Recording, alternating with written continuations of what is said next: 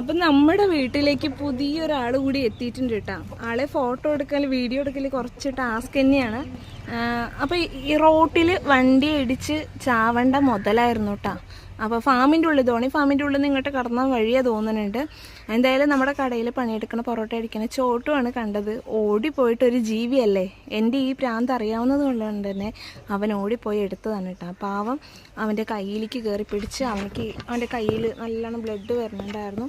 അപ്പോൾ ഇതിൻ്റെ കൊക്ക് എന്ന് പറയുന്നത് ഭയങ്കര ഷാർപ്പാണ് കേട്ടോ. അപ്പോൾ ഞാൻ ഗൂഗിളിൽ സെർച്ച് ചെയ്ത് നോക്കി ഇത് എന്താണ്, ഇതിന് ഞാൻ ആദ്യമായിട്ട് കാണുകയാണ് ഇതിനെ.